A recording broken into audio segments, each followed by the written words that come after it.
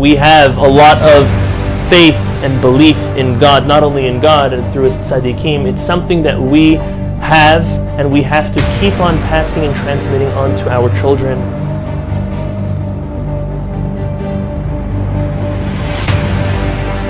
Now Yitro, who is Moses' father-in-law, he hears about everything that has happened for the Jewish people.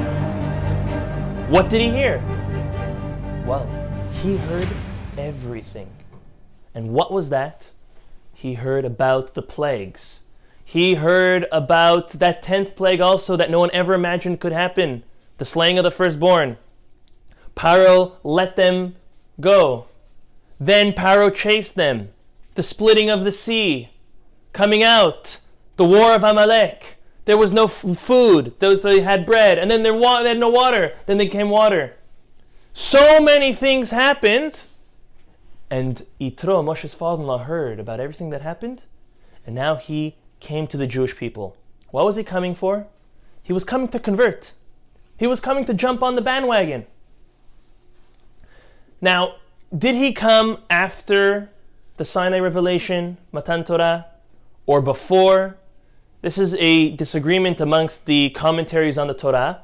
The vast majority of the commentaries say that Yitro came before Mount Sinai. That's the way the Parashat says. That's the way it's written. However, believe it or not, the Ibn Ezra says that actually it was after Mount Sinai. The Zera Shimshon himself throws in and he sounds like it's after Mount Sinai. But everyone else, for example, the Abarbanel, the Ramban, Nachmanides, the rest of them all say that it happened before Mount Sinai revelation. Very nice. What does the Torah tell us? Who was Yitro coming with?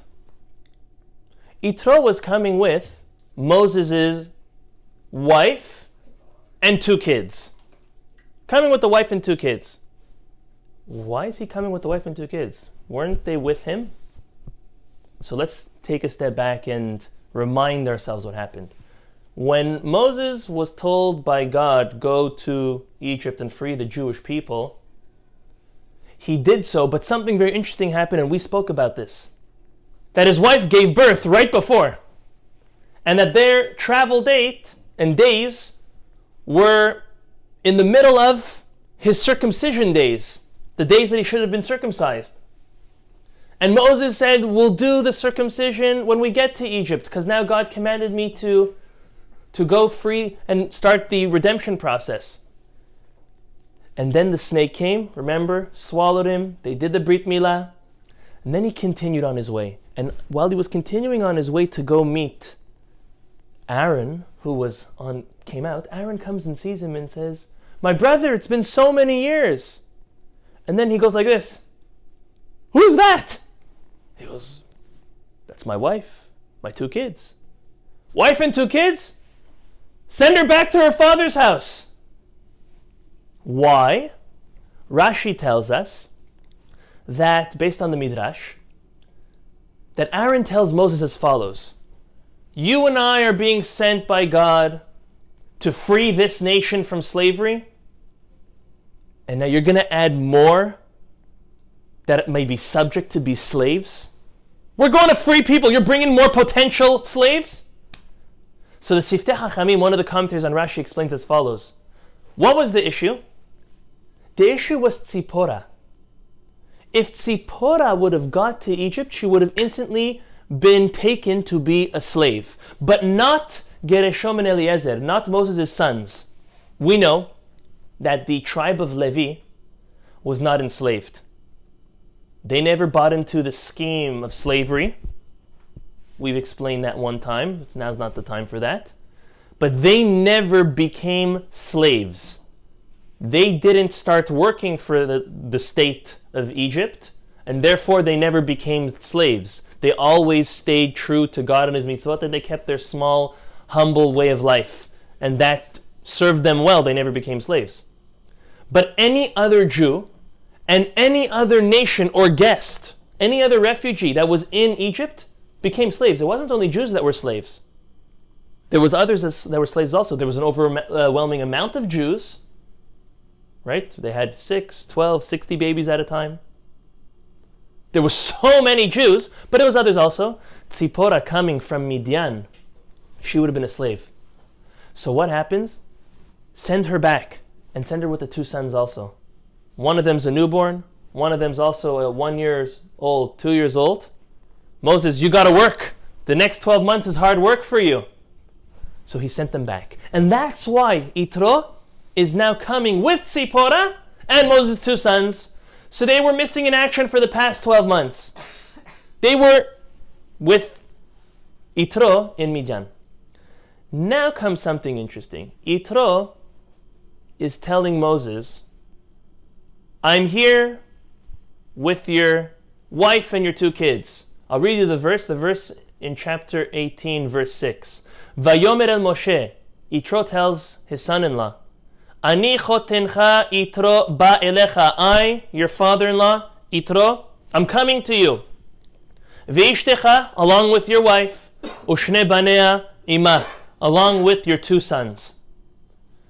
The Hiskuni, one of the main commentaries on our Chumash, he says, how does Yitro find an audience with Moshe Rabbeinu? Moshe Rabbeinu was the king of the Jewish people. He had high security. Maybe a couple years ago, it was possible for anyone to get an audience with Mr. Trump. Nowadays, it's almost impossible. We know where he lives. We know where he is. But you're not going to be able to go speak to him. Years ago, you were able to. It's different now. Years ago, Moses was more accessible. But now, even Yitro, his own father-in-law, can't just show up.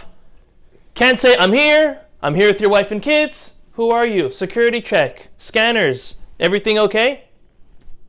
So what did he do, the Hiskuni says?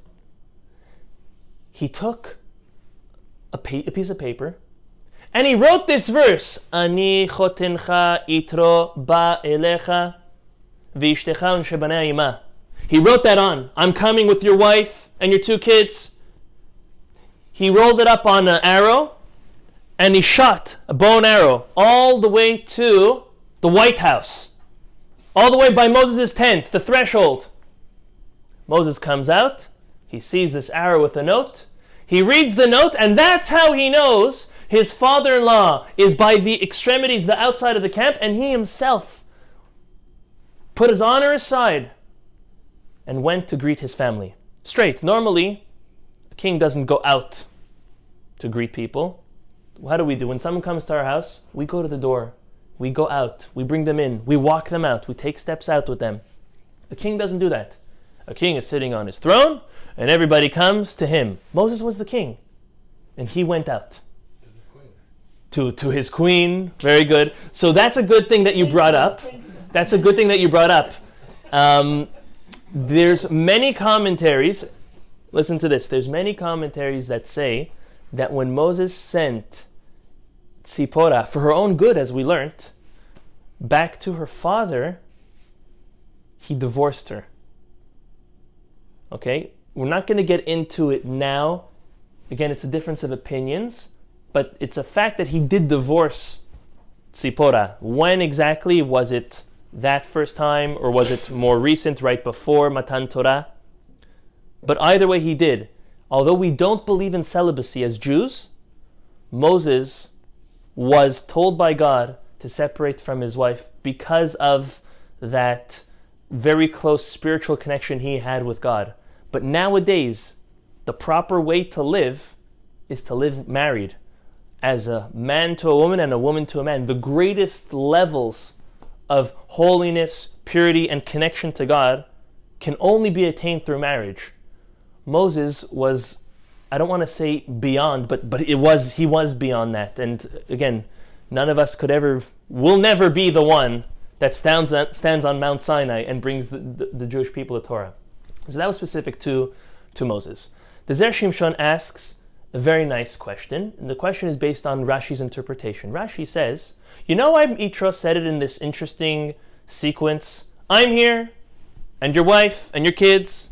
Why specifically that order? Because Yitro was saying, come out to see me, come and greet me, I'm your father-in-law. And if you're not going to come on my account, at least come for your wife's account. And if you're not going to come for your wife's account, well, at least come for your two sons' account. The Zera Shimshon says, why is Yitro even doubting that Moses would come and greet him? They didn't have a father-in-law syndrome, at least between the two of them. There was no mother-in-law syndrome. They were on great terms. So the Zera Shimshon asks, why was Yitro doubting if Moses was going to come and see him or not? It should be obvious. I'm here with your family. Shoot the bow and arrow. Why? If not for me, for your wife. If not for your wife, for your kids.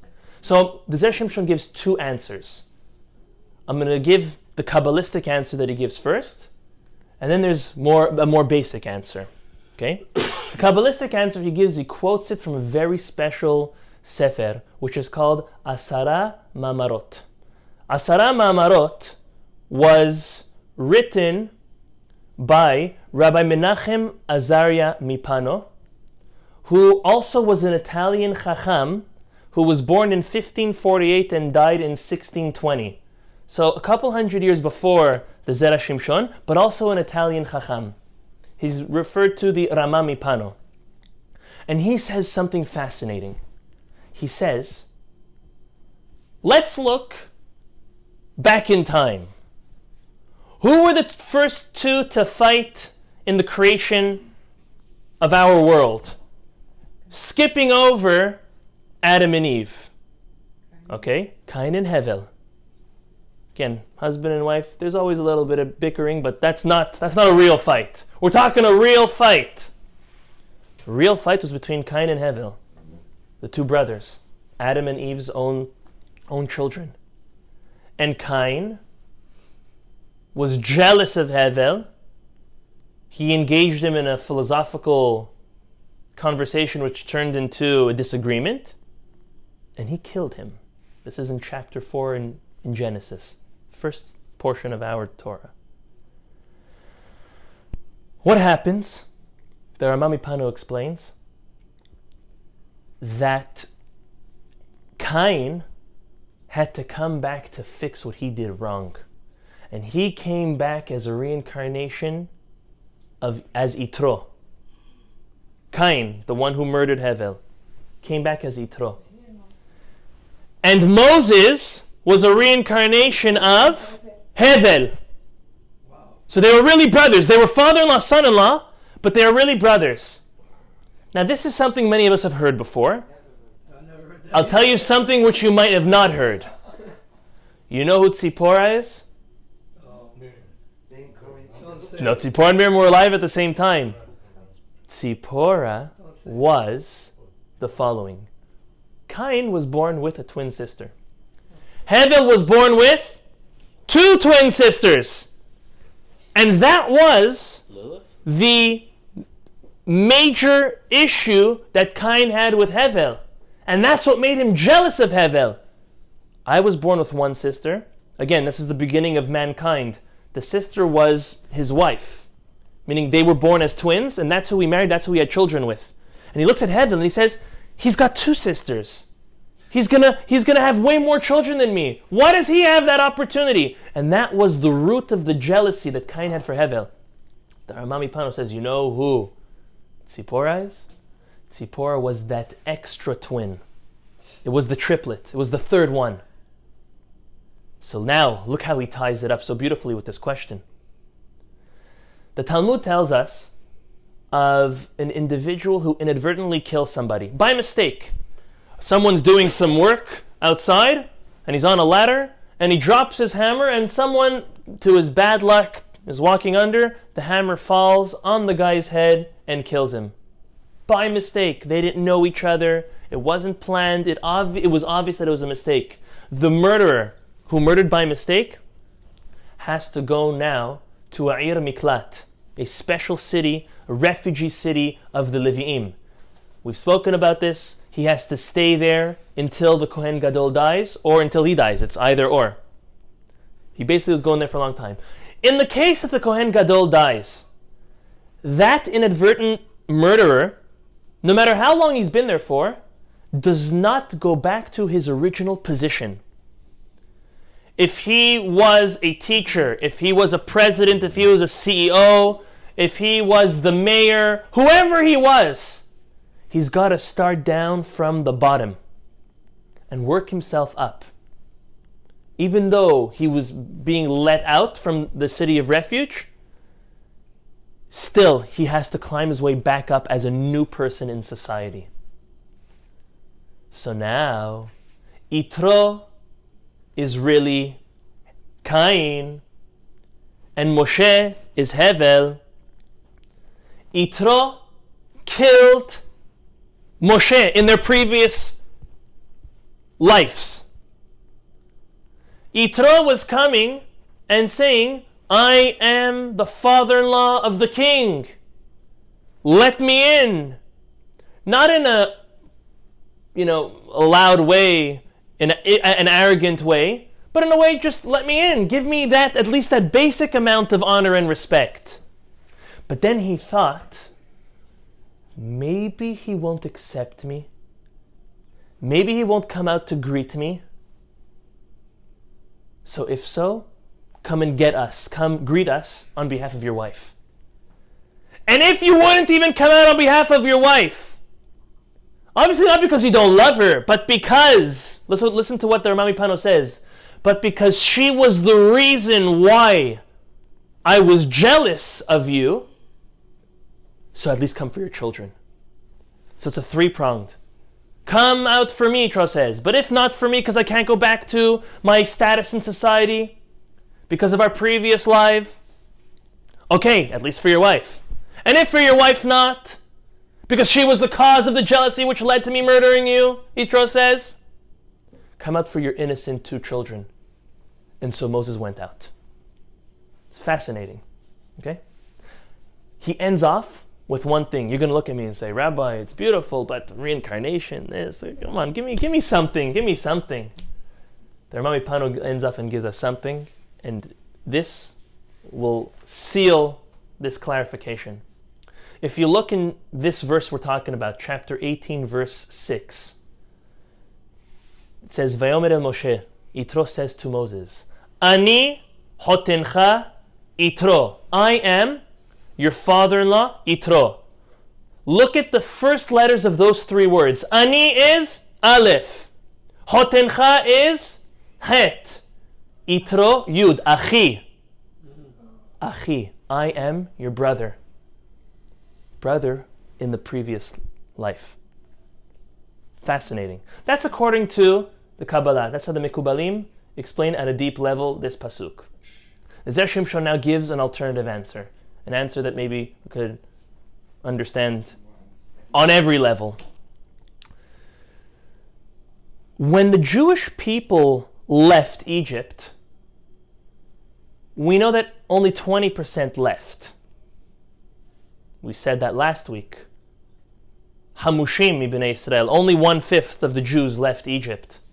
The rest, as we said last week, were not believers. There was more than just that fifth that left. There was the mixed multitude, Erev Rav. Some Egyptians who wanted to come along for the show. I mean, they've proved themselves. They've done 10 amazing miracles. Let's see where this story is going to end. They obviously weren't that great. So Yitro was now a little bit worried. He says, how is it that you are going to accept those mixed multitudes and you're not going to accept me? He was thinking, he was rationalizing. Well, if they could be accepted as converts and being part of the nation, of course my son-in-law should accept me. I'm doing it for the right reasons. But then he said, maybe not. Maybe they were accepted because it still wasn't perfect for the Jews. Even after the 10 plagues, it wasn't too perfect for them. They traveled for 3 days. They find themselves now a little disoriented. They don't know where to go. They're stuck by the water. Couple days later, Egypt is already there running after them. They go into the ocean to be saved. I don't know about you, but you have a much better chance of survival on land than in the water. So they're all going crazy. They go in the water, they come out, they think the Egyptians came out from the other side. They have no food, they have no water. They have Amalek wage war with them. Yet everything was taken care of, but it wasn't a smooth sail. But after all that was taken care of, it was already good.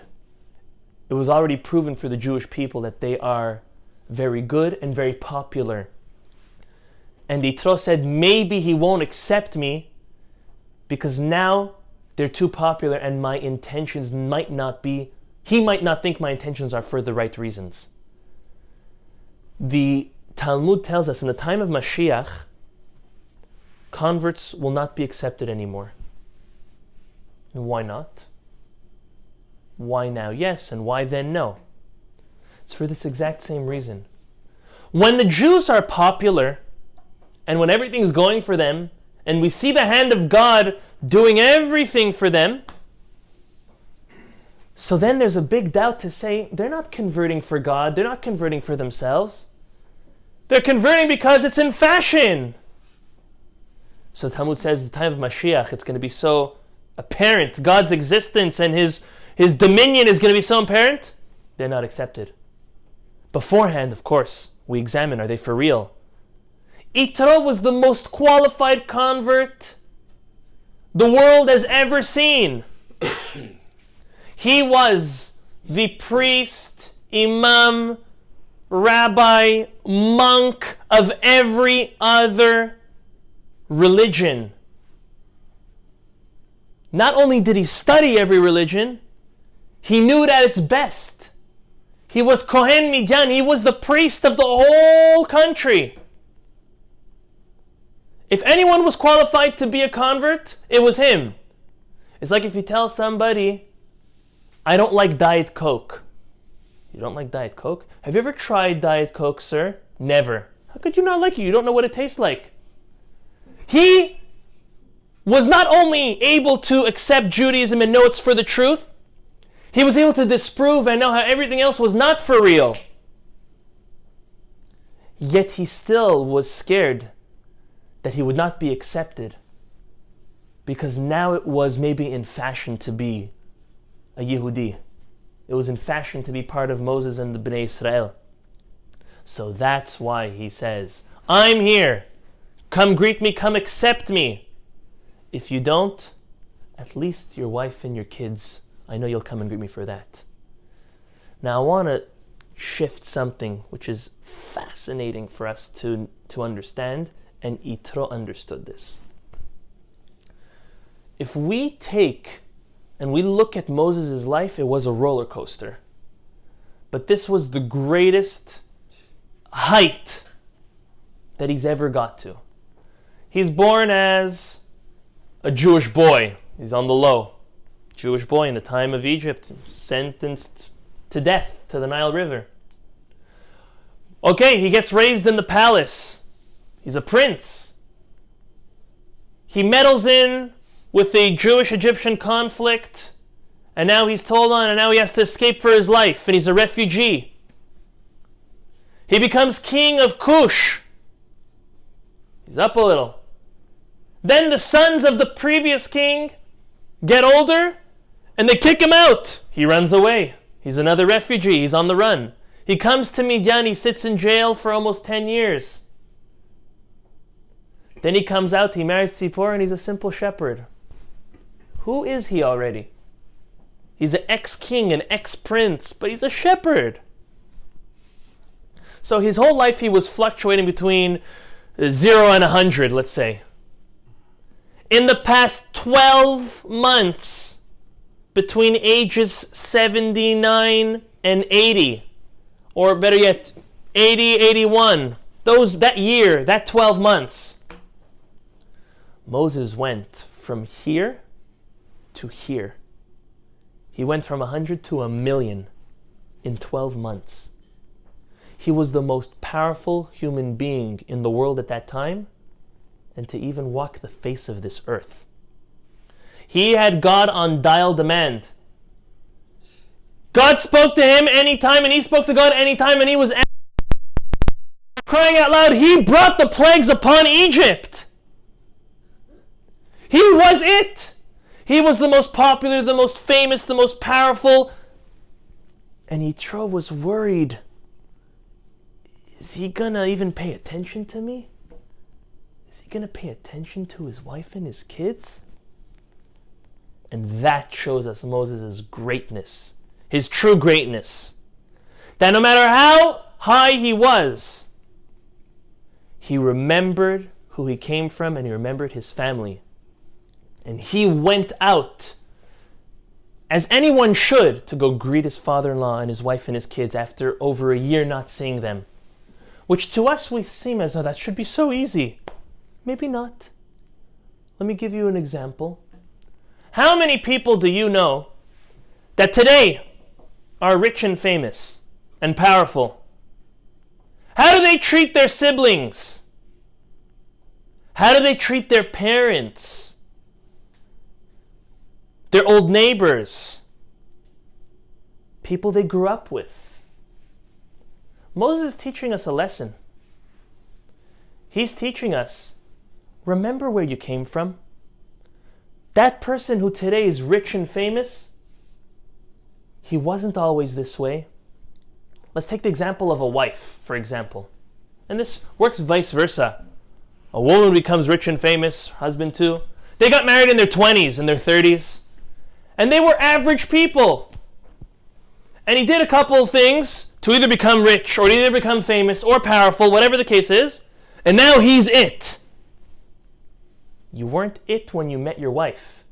You didn't meet your wife and you didn't marry your husband because of who they are today. You married them of who they were and the potential you saw, and you cultivated and you helped it. A husband towards a wife and a wife towards a husband. A child towards a parent and a parent towards a child. And siblings one to another have to always remember, where did we come from? Don't let yourself be greater than thou. We're all human beings. God blesses certain people with extraordinary amounts of success and blessing. But deflate yourself. Stay regular, stay low. It's for your own good. If anyone had reason to inflate himself, it was Moses. And he was the exact opposite.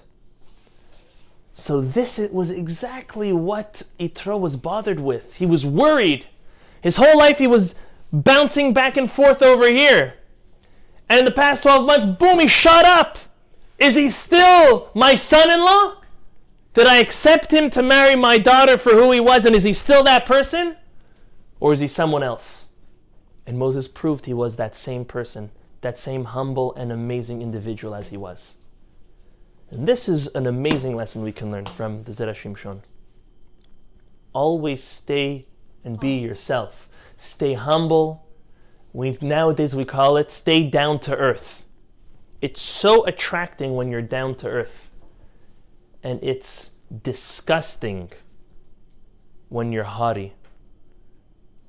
Everyone likes to be around people who are rich and famous. It feels cool to be the friend of the pop star, of the one that everyone's watching, of the one that has 1 million likes, 1 billion likes, right? But at the end of the day, you still have that feeling of envy, jealousy. Why am I not? There's no feeling of that if you're down to earth. If that famous person, if that powerful person is down to earth, everyone enjoys their company. Each of us in our own way. Bring ourselves down to earth. We are human beings after all. Flesh and bone. There's no such thing as blue blood.